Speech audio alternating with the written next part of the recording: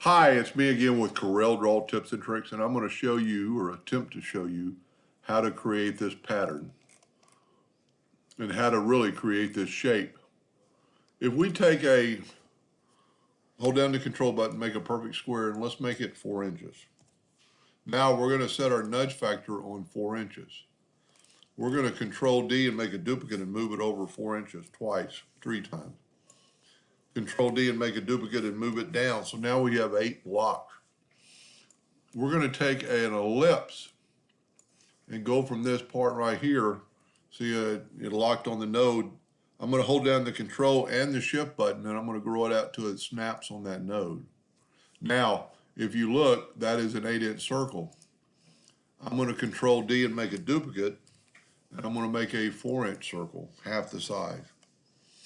Now I'm going to take the ellipse tool again and go from right here, holding down the shift and the control button, and have it snap to there. It is 16.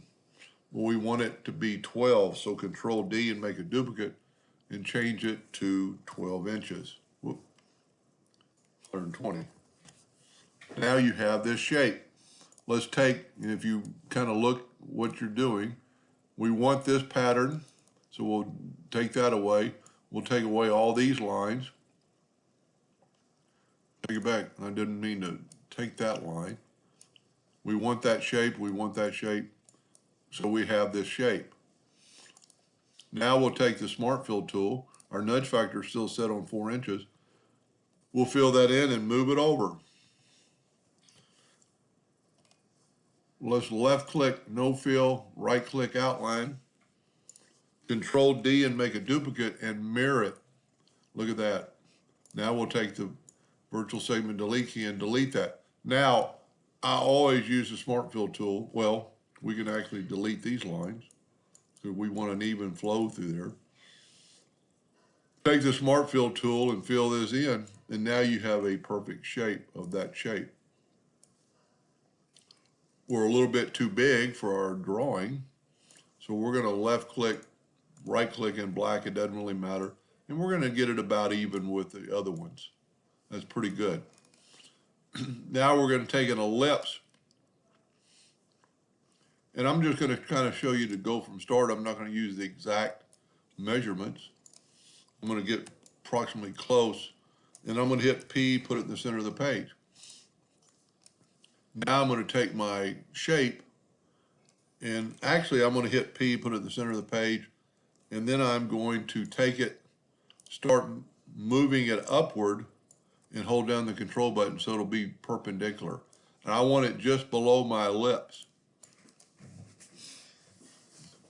Now you want to take this, and we're going to see what rotation degree we need. So I'll put it in the center, and I'm going to just, let me zoom in here.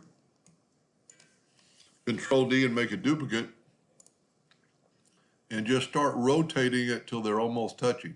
So we've got 13. We need an even number like that'll divide by 360, so we're going to go 15. You see we have a gap there. That's not really a problem. So actually what I can do, and you can do, is take that one away, holding down the shift key, and let's grow it a little bit. Just a little bit. Let's holding down the control button and move it upwardly. Now let's Control D and make a duplicate of it. Double click on the X and see our rotation is moved, so we'll put it in the center. I always click off of it and re-click back on it. And now let's rotate it 15 degrees. You can see that we just don't want these lines touching, but we want these lines kind of touching. Now here's kind of the trick when you're doing this. We want this node, I'm going to grab the shape tool, we want that node to kind of coincide with that. I'm going to just take these away. Take down these extra lines. For some reason it wants to curve on us. So what I can do is hold down the shift key and grab the other side, go up to Windows, Dockers, join curves, and join that I need to reselect it and join it. So now I've just got one node. Now I kind of want to make an even part of that. Some people are going to say I'm really doing this kind of backwards, but I can actually just delete that node. Now the center looks good, but our two sides are off. I'm actually going to join those nodes right now. That doesn't really matter because we're going to delete that line anyway. I don't know why that line got deleted. I must have spanned through there.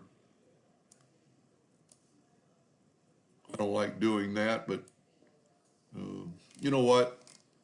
It's so easy. It's a 25.62 circle. Let's just draw another one. Seeing how we mess that one up. 25.62. We're relatively close enough. Now we're going to hit P, put that in the center of the page. So now my ellipse is okay. But what we need to do, we need to get these ends the same. So what you can do now is this is going to be our model. We're going to turn it red. And we're going to Control D, make a duplicate, and we're going to rotate it 30 degrees. This one, we're going to Control D and make a duplicate, and we're going to rotate it a negative 30 degrees. Doesn't look like it's in the center, and it's not. These things have to be in the center for this to work. Whenever you do that, just click off of it. You really need to click that X. We're back. I'm going to go 330 degrees, which is a negative. So now what we need to do is just make these two ends on the other side of this fit. We could actually probably just delete this so it won't get in our way, because we're just worried about the center one right now. And make it match. See, for some reason I've got a curve going on. Let me back up and just do what we did previous. I'm just hitting the control or the backup key, undo. Maybe I went too far. There we go. One more time. All right. Double click on it, rotate it 330 degrees. We're back to where we were. For some reason, that because of that curve, it's trying to mess up my lines. So we're just going to delete these lines. But all we really need to do is make one node look like the other node on each. I don't know why that's doing that, but it's working. So now what we need to do is shift select the other side, and we don't need to bring it, join them, because we're just trying to get them even. That looks pretty good. Now we're going to do the exact same thing on this side. And if this is a little confusing, it might be. We don't really need that line or that line or that line. But we're not going to, and you could spend a lot of time on this. We're just going to bring that down a little bit till it's like that. A little bit more, you can see kind of a hump in there. All right, I think we're good to go. Now, hopefully this will work. Grab that one and hit delete. Grab that one and hit delete, so we have ending open lines. Control D and make a duplicate. Move the rotation to the center. Click off of it, click back on it. If you don't hit that X, that's what's happened. And let's rotate it 30 degrees. Control D, 60 degrees. Control D all the way around. Now we have a completed object. We might have a leak though. We're pretty close, I'm pretty happy with it. I'm gonna take the rectangle tool, put it around there just in case I have a leak. I'm gonna change that color. I was using that color yesterday. We're gonna make it black. And let's see if we don't have a leak. And we have a leak, but that doesn't really matter. We can fix that. Let's try to grab our ellipse, and you see that ellipse is down there. We're just gonna move it out of the way. Now, these lines are off for sure, but I'm not worried about those lines. What I'm going to do is select all of this, go to the shape tool, see all the nodes. I'm going to go to Windows, Dockers, Join Curves. We already had it open. Hit Apply.